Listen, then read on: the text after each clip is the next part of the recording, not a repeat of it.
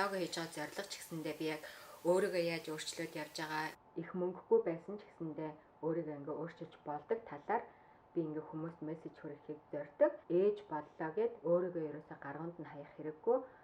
Өөрийгөө хайрлах гэдгийг бол хамгийн түрүүнд тавьж явах хэрэгтэй юм байлээ шүү гэдгийг л мессежийг би яг шинээр ээж болж байгаа хүмүүстэй ч юм айлсэл 30 хүрээд сэтгэл готролд орцоо одоо би 30 хүрсэн юм чинь те бараг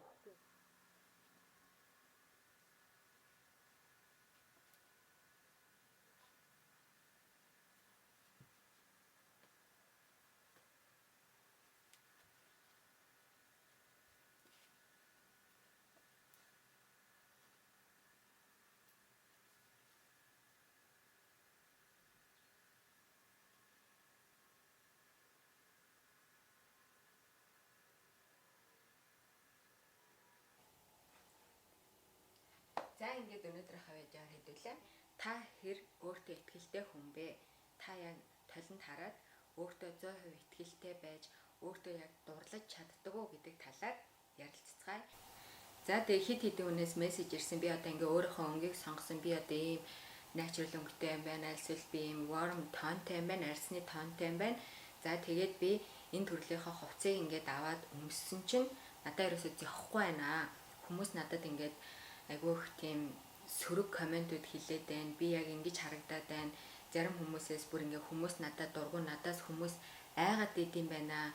Би бүр ингээ сэтгэл готролд орчоод байна. Би яах вэ гэсэн мессежүүд ирсэн. Тэгээ юуны төрөнд хэлэхэд би бол тийм одоо хувцсны дизайнер ч юм уу альсвал тийм нөгөө хүний стайл энтрийг тодорхойлж хэлж өгдөг хүн бол биш. Би өөрөө тийм байсан. Би өөрөө яг л тэгж хуцалдаг, яг л хүмүүсээс тэр комментиг сонсдог байсан. За тэгээд өөрийгөө өөрчлөөд одоо би өөртөө дурлаад, өөрийгөө хүндлээд, өөрийгөө хайрлаад те одоо талент хараад би өөртөө 100% итгэлтэй байгаа нөхцөлд хүмүүс ч гэсэн намайг ер нь бол тэр болгон өөлөд гоочлоод байж чаддгүй. За өөлж гоочлсон ч гэсэн байд би тэр хүмүүст бүр ерөөсөө ач холбогдол өгдөгөө гэсэн үг. Яг тийм болсон байгаа. За тэгээд өнөөдрийнхөө хавьяар би яаж тийм болсон талаараа та хэдтэй хуваалцгаая. За ингээд хэрвээ та шинээр үзэж байгаа бол намайг Од Гэрэл гэдэг. Би Австрали улсаас хувь хүний хөгжил, амьдралын хэв маягийн талаар видео хийгээд явдаг байгаа. Ингээд subscribe дарж нэгдээд миний цаашдын видеонуудтай маань хамт байгаарай. За мөн өмнөх видеонуудыг маань үзээгүй бол видеоны төгсгөлийн доор гарах плейлистээс миний өмнөх видеонуудыг маань үзээрэй. За ингээд видео руугаа өсөрцгээе. За тэгээд эхний хөндөг сэдэв бол та өөртөө хэр итгэлтэй, та өөрийгөө хэр хүндэлдэг вэ гэж би танаас асуумаар байна. Хэдий хэмжээний та өөртөө дурлаж, өөртөө итгэлтэй мөн өөрийгөө хүндэлдэг байна. Бусад хүмүүс танд яг тэгж ханддаг. Энэ нь юу гэсэн үг вэ гэвэл та одоо талент хараад өөртөө ямар харагдаж байна. Яг миний энэ байгаа өнөөдрийн байгаа байдал миний хүссэн одоо харагдах байдал. Би яг л өнөөдөр ингэж харагдахыг хүссэн. Одоо юу гэдэг би яг л өнөөдөр ийм л байхыг хүссэн. Энэ бол би тэ. Тэгэхээр та яг одоо өөрийгөө талент хараад яг өнөөдрийн таны хүссэн та мөн үү? Өөрийгөө сайхан ажиглая.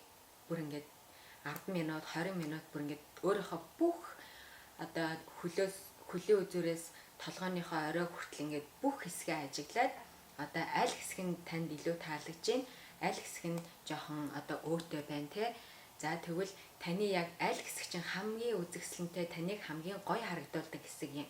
Одоо жишээ нь миний хувьд л би одоо цээжин хэсэгтэй айгүй дуртай. Ерөнхийдөө бол энэ цээжин хэсгээ гаргасан хувцс өмсөх дуртай. Энэнд бол том хөхтэй байна уу, жижиг хөхтэй байна уу, энцэн байна уу, энжааг байна уу ерөөсөө хамаагүй. Би зүгээр л цээжин хэсэгтэй л дуртай гэсэн үг. Яг би чинь аль хэсэг гоё харагдчихээн тэр талаа л гоё илүү тодтогч өгөх хэрэгтэй. Тэгжээж бас тухайн хүний гоё муухай харагдах нь бас шалтгаалдаг баг. За би яг өөрийн чинь ингээ хэлсний дагуу өөрийнхөө ингээ өнгийг тодорхойлоод би ингээ тэр өнгийг хувцас аваад ингээ өмсөн чинь надад ерөөсөө зөхгүй байна. Ямар учиртай юм бэ гэсэн хамгийн ихний алхам бол өөрийнхөө өнгийг олох байсан. Одоо skin tone олох байсан тийм үү.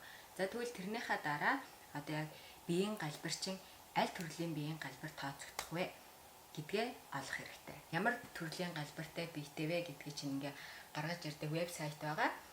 За энийг хэрэглээд тэгвэл та хэд маань одоо энэ аппликейшн одоо энэ сайт маань ямар ч үн төлбөргүй мөн ямар ч одоо юу гэдэг танаас ямар нэгэн мэдээлэл авахгүй гэсэн үг. За тэгэхээр хэдүүлээ ийшээ ороод зүгээр одоо биеийнхаа хэмжээсийг аваад дөрвөн хэсгийнхаа хэмжээсийг аваад одоо цээж те бэлхүүс одоо дээд ташаа за тэгээд тааз гэсэн юм дөрвөн биеийнхаа хэмжээсийг аваад за энэ линкээр ингээд ороод ийшээгээ ингээд хэсэг бүрчлэн хийгээд за тэгээд calculate гэдэг дарахаар таныг ийм төрлийн биетэй хүн байна гэж гаргаад ирнэ. Одоо минийх бол rectangle гэдэг хэлбэртэй биеийн галбир ахна штэ.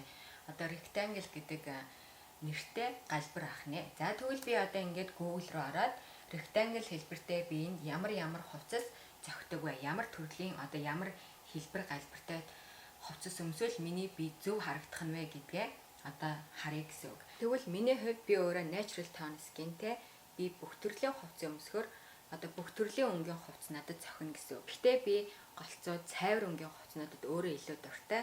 Цайвар өнгийн хувцас маань илүү намайг одоо илүү ээлдэг, дулаахан харагдуулж өгдөг. Яагаад гэвэл уруулаа нэлээд тод өнгөөр буддаг. Тийм болохоор хувцас маань хитрхи тод байхад би дурггүй. За хэрвээ би тод өнгийн хувцас өмсөх юм бол би уруулаа тэгж тод өнгөөр буддгөө. Тэгэхээр яг мейкап хувцас хоёроо тохируулж сурах хэрэгтэй юм байлээ. За миний хувцснууд гэвэл ерөнхийдөө нэг иймэрхүү цайвар өнгийн хувцснууд байдаг. Хар улаан хоёр өнгийн хувцас ер нь аль хүнийг нэлээд хурц тод харагдуулж өгдөг. За энэ төрлийн хувцсыг би хаана өмсдөг вэ гэвэл ерөнхийдөө одоо орой үдши партинд ч юм уу те гарахтаа энэ төрлийн өнгөтэй хувцсыг өмсдөг гэсэн. За цайвар хувцас өмслөө, цайвар өнгийн хувцас өмслөө гэд одоо тарган ч юм уу эсвэл илүү одоо муухай харагдана гэж юусоо байдаггүй. Тэгэхээр зүгээр зөв хувцас гой зөв тохируулаад өмсөхөд таныг одоо илүү гой нүдэнд дулаахан альсэл тийм гой одоо юу гэдэг нь тайван харагдуулж өгдөг. Ер нь завсрын өнгийн хувцснууд хүнийг аюу гой тайван гоё тийм ээлдэг дараахан харагдуулж өгдөг гэж би боддог. За тэгээ хувь хүний хөгжил өөрийгөө хөгжүүлэх гээд яриад байдаг маань зөвхөн одоо юу гэдэг гаднах үзмжээ өөрчлөөд хідэн брендийн хувцас өмсөд би өөрийгөө ингээд өөрчилчлөө гэж юусоо хэлж чадахгүй. Хүн эхлээд тархиа өөрчилж бодлоо өөрчилсөн цагт тэрийгээ дагаад ингээд бүх юм чи өөрчлөгдөж эхэлдэг. Одоо жишээ нь миний хувьд бол би 30 нас хүрэхээс өмнө би яг л одоо хин нэгний адилтай ингээл сэтгэл готролд ороод одоо Монголд бол ер нь сэтгэл готролд ороход маш амархан хүн болгон ингээл доош нь хийдэг, тэ өөлдөг, гойчилдог, өмсөн зүйлснэр нь ялгадаг, хайрцдаг одоо танаа нөхөр юм, манаа нөхөр юм, танаа нөхөр юм авч өгдөг, манаа нөхөр юм авч өгдөг ч гэдэг юм ерөөсөө миний эргэн тойронд бол дандаа тийм юм байдаг байсан. Би ч гэсэн айгүй сэтгэл готролд байсан. Яагаад гэвэл ингээл хүмүүс ингээд гадуур явхаар хүмүүс ингээ юу гэж хэлж яана би тэр бүгдийг ингээ сонсчоод гэртээ ирээд би яг ингээ амьдралаа харахаар бүр яг тэрнтэй ингээ яг нээлж надаа одоо санагдаад тэгэл би өөрөө яг ингээ гутарч эхэлдэг байсан. Чаавас та биш нэрэ азгүй амт юм даач гэдэг юм альсэл миний амьдрал бол угаасаа болж утгүйгээр дүүрсэн юм байна. Яг л тэгж боддог байсан. Юу гэдэг чи 30 гарсан юм чинь чи одоо тэгээд яхав те чи 4 хүүхэдтэй юм чинь угаасаа аргагүй штэ ч юм уу альсэл те эсвэл чи ганц бие ээж юм чинь да тий яаж болгож амьдраад идэв одоо амьдрал чанд бүр амар хэцүү байгаа байх таач гэдэг юм ингээд айгүй сонио миний ерөөсөө санаа зовхгүй байгаа юмд бусад хүмүүс айгүй санаа зовдөг байхгүй юу. Тийм учраас тэр хүмүүс дээр ерөөсөө фокуслах хэрэггүй гэсэн үг. Тэр хүмүүс дээр фокуслахаа бүр ор тас зогсоогоо өөр дээрээ л фокуслах. Би чи нэр өнөөдөр ямар гоё харагдчихэна энэ л өнөөдрийн миний хүссэн би шүү гэд бодоод гарч яхад хин нэгэн одоо чи өнөөдөр нэр ямар сонио харагдаж байна гэж хэлэхэд чи тэр нь одоо тэгж нэг амархан автаад готраад байхгүй яагаад гэвэл чи өглөө өөрийгөө хараад ямар гоёгоо мэдрээд ямар гоёгоо одоо хараад гарсан болохоор тэгэхээр тэр хүнийг тэр сөрөг комменттэй нь үлдээгээл зүгээр инээмсэглээл явах хэрэгтэй. Би бол яг л тэгдэг болсон. Одоо нэг л удаа эмэгтэй хүн байна. Эмэгтэй хүн байна гэдэг чи өөрөө ямар гоё эрхэмсэг, ариун нандин билээ тэр бүгдээгээ бид нэр өдөр бүр мэдэрч амьдрах хэрэгтэй. Одоо хүссэн юмнасаа таашаал авах хэрэгтэй. Хийхийг хүссэн юм болгоно хийж үзэх хэрэгтэй. Дураараа тэр эмэгтэй байх одоо тэр эрх чөлөөгөө эдлэх хэрэгтэй гэж би боддог. Одоо хин нэгнээс айж ч юм уу бусдаас имиж би одоо хүссэн хувцас өмсч чадахгүй альсэл хүссэн юмаа хийж чадахгүй имиж амьдрах бол биднэрт бол зүгээр цагийн гарц. Тийм тэгээд эмэгтэй хүн байсныхаа төлөө бид нар хин нэгэн шөмжлүүлж хин нэгнээр одоо өөрсдийнхөө эрх чөлөөг хаалгаж боогдуулж альсвал бусдаас имиж амьдрах ерөөсөө шаардлагагүй. Өнөөдөр надад хизээж олдохгүй учраас би энэ өдрийг яг өөрийнхөө хүссэн бүхнийг хийгээд яг л эрх дураараа ямар нэг юмд сэтгэл санаа зовхгүй хорогдохгүй би яг тэгж л өнгөрөөмөрөө 10 минут сайхан тайван суугаад өөрийнхөө яг хүссэн тэр кофег би ингээд амтын мэдрээд яг л тэр 10 минутын акшн би мэдрээд суумаар нь штэ. Яг тэгвэл тэр 10 минут дахиад надад олдохгүй байхгүй юу. За тэгээд тийм учраас миний яг хүрэх гэсэн мессеж бол бусдыг бусдад ерөөсөө анхаарлаа хандуулах ч юм уу бусдын таныг ингээд өөлж муулж байгаа тэрэнд ерөөсөө анхаарлаа хандуулах хэрэггүй. Би өөрөө зоригтой. Би өнөөдөр юу хийхэд төлөвлөсөн, өнөөдөр яг юунаас кайф авах, юунд кайф авч юунд цагаа зарцуулахаа би ингээд төлөвлөсөн. Өөртөө итгэлтэй өөрийнхөө юу хийхийг мэддэг. Тийм болчихсон байгаа болохоор хэрэггүй зүйл ерөөсөө цагаа зарцуулахаа болчихдог. Тэгээ надад ч гэсэндээ зөндөө сөрөг комментүүд ирдэг байхгүй юу? Би тэрэнд ерөөсөө ач холбогдол өгдөггүй байж сурсан. Энийг бас би сурсан. Ийм байгаагүй би ч амар эмзэг байсан бүр ингээд уйлж гутраал баг хүн амьтанд намайг тэрч ингээд нэг хүн ингэж хэллээ гэх. Би зүгээр энд суралцсан, игнор хийж сурсан гэсэн үг. Тэр хүн намайг харах өнцөг өөр, миний өөрийгөө харах өнцөг шал өөр байхгүй юу? Тийм учраас өөртөө сэтгэл хангалуун, өөртөө дурлах хэрэгтэй. Би түрүү хэлсэнтэй толинд хараад өөрийнхөө сайхан хэсгийг олж хараад түүндээ дурал. За, өөтөө хэсгээ олж хараад тэрийгээ засах тал дээр анхаарлаа тавь. Facebook ухаад, коммент ухаад ч юм уу альсэл уцаа майжж байгаа тэр цагаа тасгал хийх ч юм уу тэр өөтөө хэсгээ засахад зарцуул гэж л хэлмээрээ надаа миний баримтлагдаг зарчим бол энэ. За тэгээд илүү дутуу олон юм ярьж байвал тэг авах гээхийн ухаанаар хандаарай. Миний эргэн тойрон ч гэсэндээ манай найз нөхөд гэр бүл эргэн тойрны найзууд маань ч гэсэндээ намайг ингээд доош нь хийх, өөлөх, гойчлох хүмүүс зөндөө байдаг. Тэр хүмүүсийн буруу биш аахгүй. Зүгээр л тэр хүний байгаа нь л тэр. Тэгэхээр би өөрийгөө тэднэртэй нийлээд доош нэгээ сэтгэл готролд ороод өнөөдөр орондоо хэвтэж юм уйлаад хэвтэх надад цаг зав байхгүй гэсэн үг. Влог хийж байгаа зорилго ч гэсэндээ би яг өөрийгөө яаж өөрчлөөд явж байгаа, хүн яаж өөрчлөлтөө их мөнгөгүй байсан ч гэсэндээ өөрийгөө ингээ өөрчилж болдог талаар би ингээ хүмүүст мессеж хүрэхийг зорддог. За ээж болж байгаа охтуудтай ч гэсэндээ би ээж боллоо гэд өөрийгөө ерөөсө гаргуунд нь хаях хэрэггүй. Өөрийгөө хайрлах гэдгийг бол хамгийн түрүүнд тавьж явах хэрэгтэй юм байлээ шүү гэдгийг л мессежийг би яг шинээр ээж болж байгаа хүмүүстэй ч юм айлсэл 30 хүрээд сэтгэл готролд орцоо би 30 хүрсэн юм чинь те бараг хүүхээ хүлээе дөө гэж бодож байгаа тийм хүмүүст би яг энэ мессежийг хүрэхийг хүсдэг. Энэс бол би нэг амар лаг маг те юу гэдэг бусад хүм тэр нь бол лаг гэдэг хүмүүс шиг тийм гоё өдөр алган брэнд өмсөөл өдөр алган гялцэл харагдаал тэгээ баян нөхөртэй нөхөр маань миний бүх юмыг бэлдэж өгөөл би ингээл хүмүүст би ийм аз жаргалтай гэдэг гайхуулах гад влог хийдэг хүн бол биш. Ингийн амьдралаар өөрөө бүх юмаа босгоод өөрөө бүх амьдралаа менеж хийгээд явдаг. 4 хүүхэдтэй ганц би ээжүүд маань ч гэсэндээ бас надтай нэгдэж надаас ингээд гоё харилцан зөвлөлцөөд яваасаа гэж би хүсдэг. Монголын нөхцөлд бол ганц би ээж байна гэдэг бол үнэхээр хэцүү. Хүмүүсийн тэр яриа хөөрөө хинж биш бүр ингээд хинж биш гэж хардаг. Яагаад гэвэл салцсан дагвар хүүхэдтэй бонустай ч юм уу хүний инхри тэр хайр татсан хүсэж мөрөөдөж авсан хүүхдийг бонус ч шиг зүгээр л Монголын нийгэм бол жишээ нь ганц бие ээжүүдийг бол зүгээр сэтгэл готрлаар явуулахад үнэхээр амархан юун тэр хувцс хунар бодоод гоё харагдах талаар бодох тийм хүсэл төрдөг байхгүй юу. Иймэрхүү байдалд байгаа хүмүүст л би яг зөв мессежийн ингүүл болдог шүү өөрийгөө өөрчилж болдог, амьдралаа өөрчилж болдог. Ягаад хин нэгэн хар хүний ч юм уу бусдын аяавыг аргалахад сууж авах хэрэггүй шүү гэдэг мессежийг л би хүрэхийг хүсдэг.